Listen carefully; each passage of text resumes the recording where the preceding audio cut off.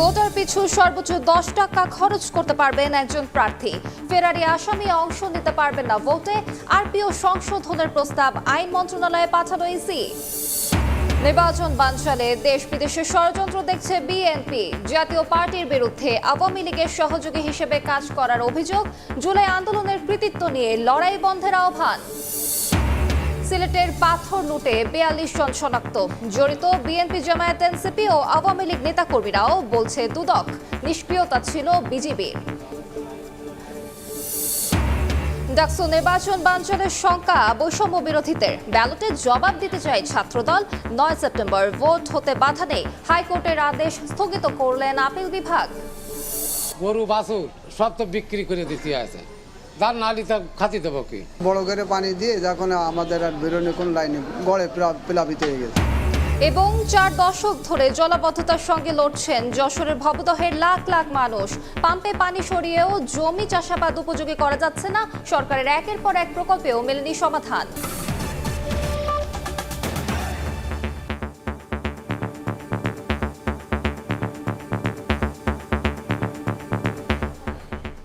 সময় সংবাদের সঙ্গে আছি আমি আলিশা ইসলাম।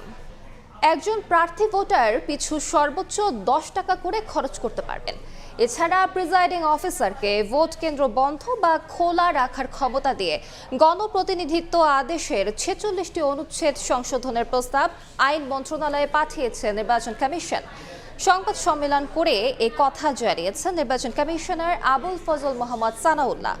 আদালতকৃত ঘোষিত ফেরারি আসামিরা ভোটে অংশ নিতে পারবেন না বলে উল্লেখ করে তিনি বলেন, ভোটারবিহীন কিংবা এজেন্টবিহীন নির্বাচন আর বাংলাদেশে হবে না।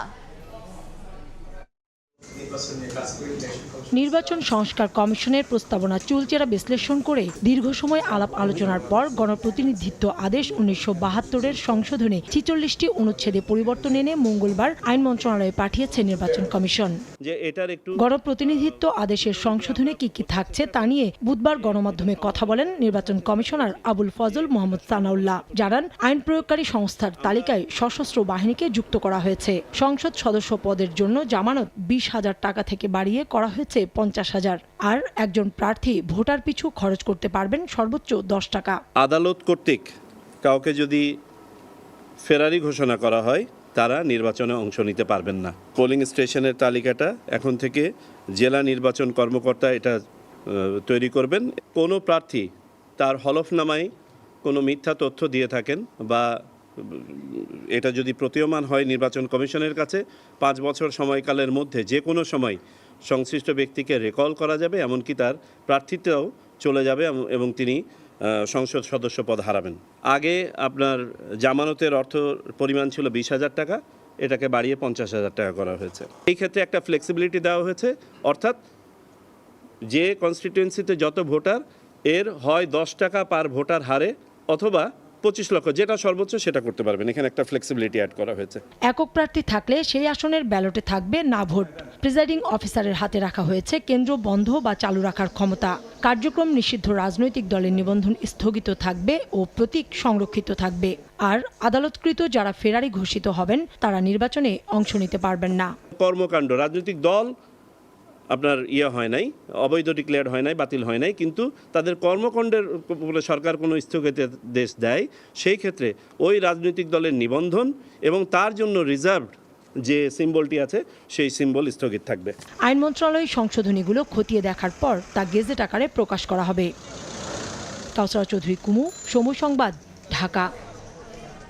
নির্বাচন বানচালে দেশি বিদেশি ষড়যন্ত্রের অভিযোগ তুলে সবাইকে সজাগ থেকে চক্রান্তকারীদের দাঁত ভাঙা জবাব দেওয়ার আহ্বান জানিয়েছেন বিএনপি স্থায়ী কমিটির সদস্য ডক্টর AZM জাহিদ হোসেন।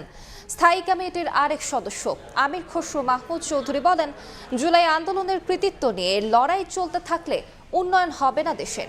আর বিএনপির ভাইস চেয়ারম্যান শামসুজ্জামান দুদু বলেছেন, জাতীয় পার্টি দৃশ্যপট থেকে সরে গেলেও শেখ হাসিনার ঘনিষ্ঠ সহযোগী হিসেবে এখনও সক্রিয় আছে। আগামী জাতীয় সংসদ নির্বাচন নিয়ে সংশয় সংকটে রাজনৈতিক অঙ্গনে চলছে পাল্টাপাল্টি বক্তব্য। নানা শর্ত জুড়ে নির্বাচন পেছানোর পায়তারা থাকলেও ফেব্রুয়ারিতে ভোট আয়োজনে নিজেদের প্রতিশ্রুতি পুনর্ব্যক্ত করে আসছে অন্তর্বর্তী সরকার।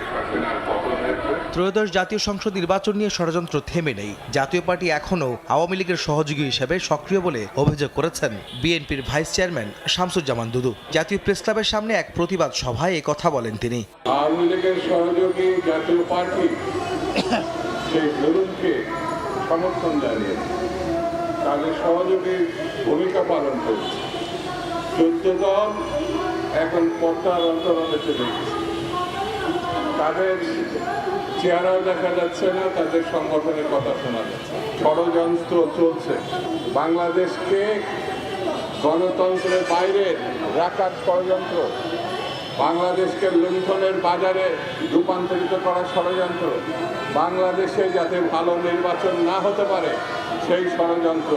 রাজধানীর বনানীতে একটি হোটেলে এক সেমিনারে বিএনপির স্থায়ী কমিটির সদস্য আবির খসরু মাহমুদ চৌধুরী বলেন, অর্থনৈতিক ও সামাজিক উন্নয়নের জন্য নির্বাচনের মাধ্যমে গণতন্ত্র